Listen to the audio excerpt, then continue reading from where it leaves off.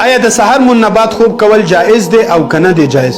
ډیر هغه خلک پوښتنه کوي چې هغوی د شپې ډیوټي کوي، ډاکټران یې څوکیداران وي، هغوی وایي چې موږ ټوله شپه ډیوټي وکړو، کله چې سحر شي د سحر منځ وکړو د هغه نه بعد موږ آرام وکړو وده شو. نو آیا د سحر منبات خوب کول زموږ دپاره جایز دی او کنه؟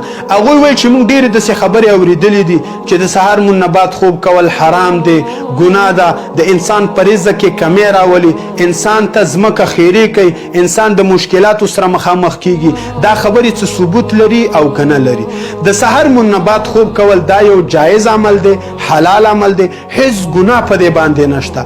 د هغه چا دپاره چې هغه د شپې ډیوټي کوي او د سحر منبات وده کیږي، او د هغه چا دپاره هم چې هغه ټوله شپه خوبونه وکړي او د سحر منبات بیا وده کیږي.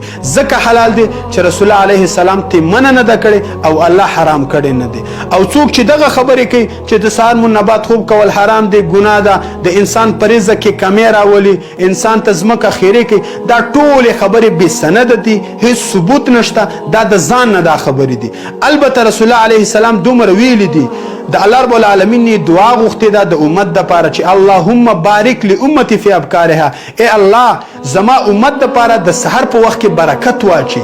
که یو کس سحر کې کار ته وځي الله دې په کار کې ورله برکت واچي، دکان ته وځي الله دې ورله په دکان کې برکت واچي، ورزش کوي الله دې ورله په ورزش کې برکت واچي. نو د دې خدا مطلب نشو چې د سحر منبات خوب کول حرام دی، ګناه ده، ځمکه ورته خیرې کوي. برکتي وختي هغه چا دپاره چې څوک کار مار ته وځي، نو د دې خدا مطلب نشو چې د سحر منبات خوب کول حرام دی. نو دا یو جایز او حلال عمل دی. څرنګه چې تاسو ته په دغه مسله کې مشکل و، داسې به ډېر داسې ورونه چې هغوی ته به مشکل وي. کوشش کوئ دغه بیان واورئ، ملګرو سره شریک کړئ چې فایدې عامه شي.